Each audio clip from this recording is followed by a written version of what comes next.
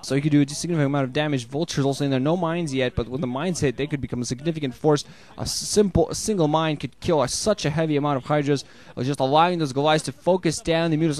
Of course, the weakness of engaging Hydras and Mutas with Goliaths at the same time is that Goliaths cannot really focus on both at the same time. But I mean, now some medic marines are going to engaging stuff in the open. I mean, Goliath is going to go in here into this lower left position. Mutas is going to go down. Sunken Colony not going to stay alive for all. And this armor definitely helping these Goliaths just stay in there. A few mines be put there at the back to make sure that no reinforcements come in from the right side. HyuK are going to go down very soon. Goliath's going to be in there. And there's Mutas trying to fly in, but I just don't think they're going to be able to engage with those medic marines also being support just in case anything comes off the ground. Just needs to get those medic marines at the front. A few drones that should come in from the right side going to be picked up by vultures. Now Fantasy looking like he's a little bit of trouble, not quite managing to focus on those Hydras with the medic marines, losing a lot of his Goliaths, not managing to take down that hatchery, but he does at the very least the few Goliaths that might still stay alive. He's going to take out all the Mutas. And some of the mines at the very least helping with the retreat routes. The last Mutalisks there in that group goes down. But the Hydras and Mutas at the same time managing to defend. But now a lot of drones getting caught yet again. Oh, HyukHyukHyuk. Oh, HyukHyukHyuk. How I love you for your silly mistakes. That despite you doing some nice moves, is the last drone. Is he going to take down every single one? Only a couple left, but managed to stay alive. But that was like 10 drone kills right there. That's going to take a significant amount of time to get that lower left end running again. But Fantasy already working on his third base at that 4 o'clock position and massing up Goliath right up all over again, waiting outside of his base. He's really lessened that number of Mutalisks in play. Make sure they're not in the number anymore, that they threaten him. Has a few tanks out there. Medic Marines were there, kind of a distraction, but didn't quite work out as he maybe would have wanted to. I don't think he even had stim on him, so definitely a reason why they can't engage Hydras as well as they would have been able to maybe do otherwise. But now with those tanks of Goliath out, they're really a nice force for him to utilize against really anything that comes out. Goliath act as a, of course, blockade for those tanks against Hydras so he can splash those things. And, of course, if Mutas try to come in close, hey, I'm going to pick off your tanks. Oh, wait, you have Charon boosters. No, I'm not. Kaplash. Puddle of blood on the floor. Which a Hydra then slips on and asks, who put that banana peel there? Except it's not a banana peel, it's just a bunch of blood. So, yeah, let's see. Blood is slippery, by the way. I would know.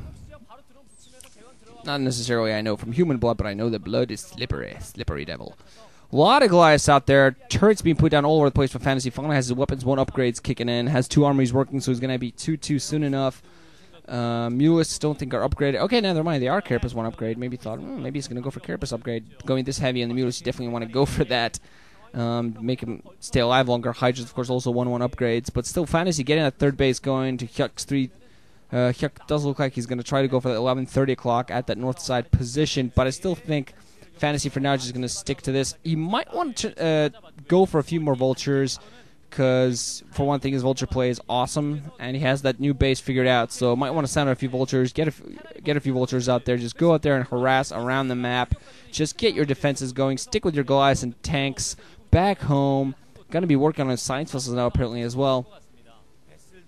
But yeah, just work on those Goliaths and tanks. Stick with them at home, and just send out a few vultures out there. Like in larger groups would be better, and just 2, maybe like half a control group, 6 to 8 vultures, because just a few of that would just get picked off.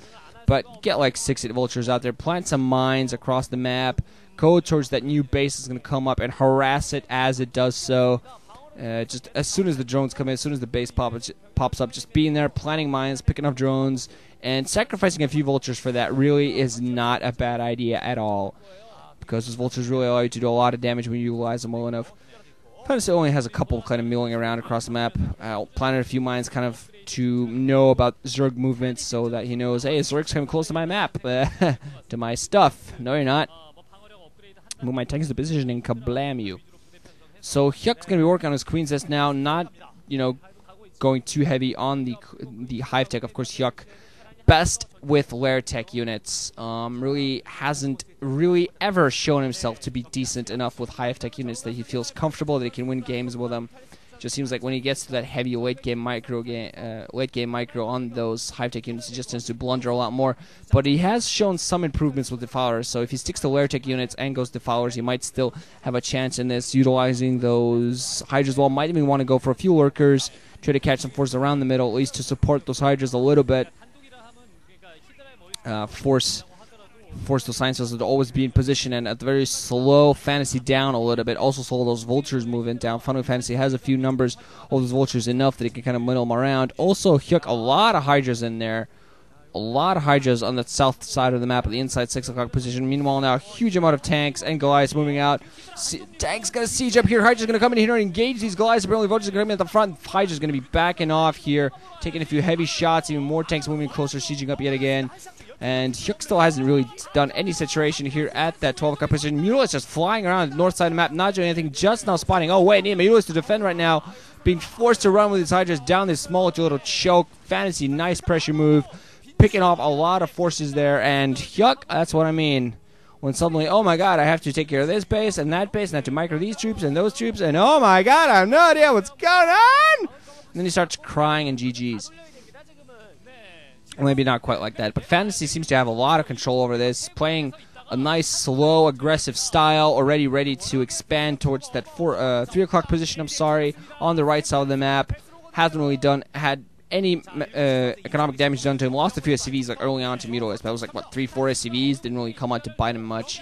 Especially not when he picked off pretty much the entirety of the drone numbers at the lower left-hand position. Mutalisk going to fly across to this, going to try to get some damage done, but 2 radiates come off on that with no splits. Oh, they weren't really grouped up, so that's okay. But those Goliaths all over the place, definitely making those Mutalisks just flying and fly right back out as they realized they were flying to their doom. So we're going to see what the HyuK actually tries to go for a counterattack, maybe go and deny the 3 o'clock, go and pick off that 4, try to do the damage there. Although the sacrifice of the low left hand that he might be giving up for that would be kind of bad, because the double gas right there is a good position to keep, good position to take for yourself. And Fantasy still has some defensive forces here at the lower right hand position, at that 4 o'clock position. Not quite sure what he's going to be able to do that much with that. Few tanks in there, a couple of Goliaths, and that's just going to focus, allow HyuK to actually give up on that attack, despite the fact it has a decent ball of forces there. Going to lose the lower left-hand position, and the grip on the game that HyuK might have had has completely been lost. Fantasy doing a great job. Drone's going to be milling out here straight into Vultures. Oh, hello. Presents for me? How too kind. Irradiates on the Mutas. Mutas just all going to get ripped. Hydra's going to come in here. HyuK knows he has to do something. So he's going to try to come in and engage, get closer into those tanks, but tanks layered, defensive matrix on the frontal tank. Hydra's not close enough to really, they still take all the splash damage, trying to come close enough to those tanks, but they get all ripped to pieces. Minimal losses to Fantasy, while he just ripped almost HyuK's entire Hydra force to pieces. So HyuK now on 3, Fantasy on 3, and when you're on 3 bases to a Terran's 3 bases, you really are not in a good position. You really are not where you want to be picking up a Science Vessel, but at this point in the game, it really doesn't matter. Oh my god, what are you doing? I think that's like 5-6 queens, so maybe he's hoping to do some spawn ruling action, trying to take those tanks out with spawn ruling. That might get him back in the game, mind you. This might be smart. We're going to see. Oh, nice. A few tanks go down, even more tanks going out just by those broodlings. So nice little move there with the spawn broodling. But unfortunately, Fantasy has just way too many tanks for spawn broodling to do anything. Spawn broodling, significantly expensive spell, and that thought doesn't need to finish because HyuK GG's. And Fantasy 2-0s this one, moves on to a round of 8. Calmly gonna take off his headphones, walk out the booth, and not pump his hips or anything. Just gonna go, I win. Sorry, Matt. Let's go win Pro League Grand Final, yeah? Something like that. So nothing personal. Hopefully these guys gotta work together to, on the Pro League playoffs going on right now.